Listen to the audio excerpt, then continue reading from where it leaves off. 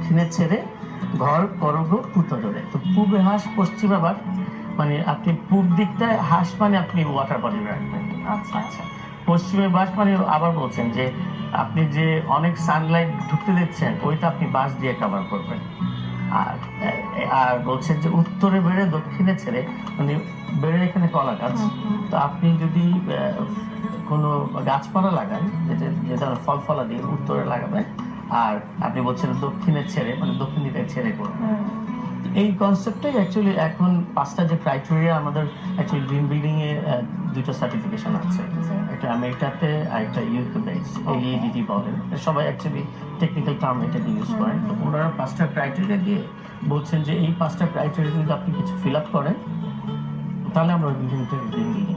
আচ্ছা, তো আমার মনে হয় যে এই গ্রিন বিল্ডিং কনসেপ্টটা অ্যাকচুয়ালি আমরা অনাদিকাল যদি বলি প্রায় 1500 বছর ধরে আমরা ইউজ করে আসছি। তাই তো দেখছি। গ্রিন বিল্ডিং এটা বুঝবো যে সেই ক্রাইটেরিয়া গুলো কি একটু যদি আমাদের বলতেন। অ্যাকচুয়ালি গ্রিন বিল্ডিং করার আগে যে সাস্টেনেবল হচ্ছে কিনা ওইটার জন্য যে 5টা ক্রাইটেরিয়া, একটা হলো আপনি সাইট প্ল্যানিং কি করছেন, এটা টেকনিক্যাল টার্ম। সাইট প্ল্যানিং ধরুন আপনি একটা বাসা করবেন, আপনার বাসাটা কি পুকুরের পাড়ে, আপনার বাসাটা কি গাছপালা আর কাছাকাছি আছে, কিংবা আপনার সামনে যে পার্ক আছে সেই পার্কটা কি আমি দেখতে পারি।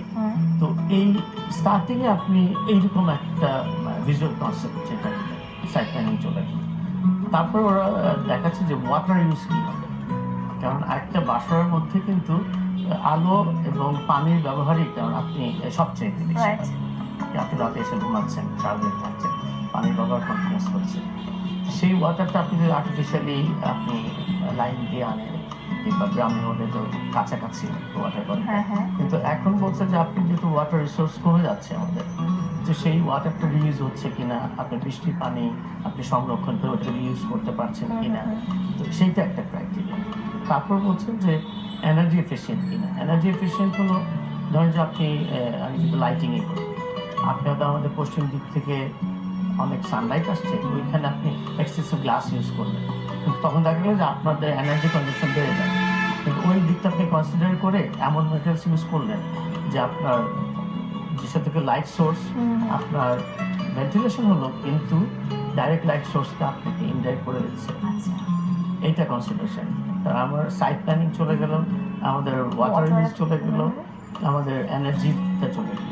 দেন ওরা বলছে যে কি ম্যাটেরিয়ালস আপনি ইউজ করছেন, যে ম্যাটেরিয়ালসটা ইউজ করছেন সেই ম্যাটেরিয়ালসটা আপনার এনভায়রনমেন্টাল ফ্রেন্ডলি। যেমন আপনি যদি দেখেন যে আমাদের আগেকার দিনের বিল্ডিং অনেক উঁচু উঁচু বিল্ডিং ছিল না কিন্তু কমফোর্টেবল ছিল, এয়ার কন্ডিশন ছিল না কিন্তু কমফোর্টেবল ছিল, কারণ ওরা আমাদের দেশের জন্য ম্যাটেরিয়ালস ইউজ করতেন, হিট অ্যাবজর্ব কম করে, অনেক মোটা ধরনের ইট ছিল কিংবা মাটির প্রলেপ ছিল।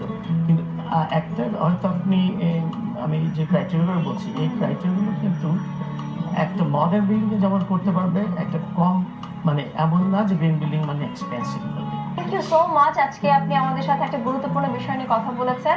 Thanks a lot.